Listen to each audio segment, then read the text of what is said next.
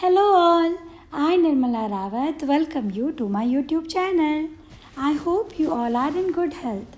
Thank you for your continuous support. A quick recap. Soma narrated about the brief discussion between Sita Mata and Parvati Ma and Ravan's torture. Moving on to part 4, chapter 14.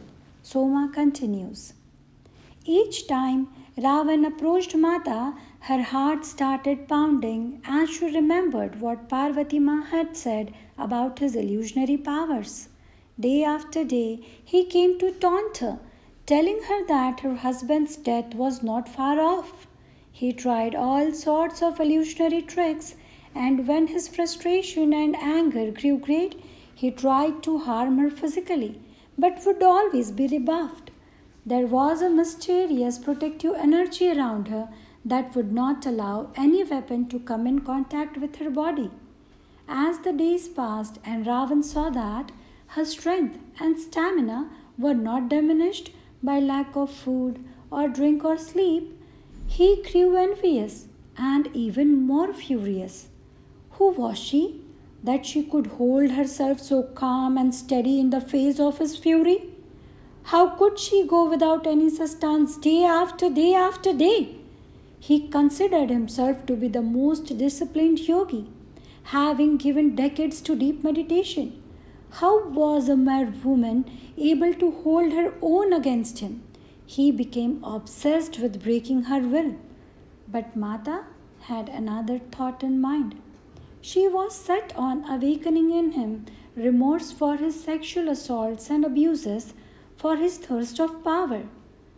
From time immemorial, there have always been men who could not contain their lust and thus abused women, but these incidents were once the exception and were dealt with harshly. Ravan had established a new pattern of behavior that allowed him to dominate women for the sake of power. He relished this power, which led to more and more abuse, with no possibility of justice for the women. Allowing this pattern of behavior to enter the world would lead the diminishment of women over time, which troubled Mata greatly. One night, as she was deep in meditation, the vistas of future opened before her. Mata saw the gradual oppression of women that would take place. She heard a gentle voice say, "One day, far into the future, mothers will kill their unborn daughters, thinking they are of no value. Husbands will confine their wives to home and assign them the most menial work. Women will have no access to education or wealth. They will lose confidence and begin to feel inferior. They will be valued for their physical beauty alone, not for their wisdom or attainment. They will be denied spiritual training and be seen as unfit to reach the highest goal of life. My daughters, highly advanced seers who have created and sustained solar systems, will be all but forgotten, known only as the wives of the rishis. Their attainments will be lost in the annal of times." Hearing these words, Mata's heart grew heavy when suddenly the wondrous Maharshi Devahuti appeared. Mata had recognized her voice, and the sadness her words had brought were counted now by her joy in meeting the sage once again. "Dadi," she exclaimed, "is it you?" It had been long indeed since Mata last set eyes on the great Devahuti, who was sitting mid-air in meditation. She now drifted down to seat herself in front of Mata, her long white braid winding down her chest to reach her knees, her skin as clear and radiant as sparkling snow. With glowing eyes, she took Mata's hand in hers and began to converse through an exchange of thoughts. No words were needed, but her meaning was clear. She had come to awaken another memory in Mata, a memory that would foretell the future. "It is all but certain In the turning of cycles, that way women will retreat into shadows of life. Women hold the memory of the inner worlds, and with the downward arc in the cycle of time, knowledge of this world will decrease. It is necessary for the outward development of the planet, for civilization to proceed. Then, after a long period of time, the upward arc will begin again, and women will bring back the knowledge.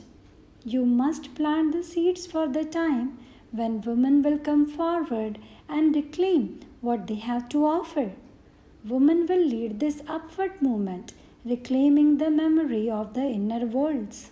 You, who are my mother, my child, my grandchild, this is the reason for your birth in human realm. Your work is not only for the present moment but also for the millennia that lie ahead. Soma said to keep our minds clear and alert, as she was about to tell us of an even earlier time when Narayani had descended to earth. Soma continued her story.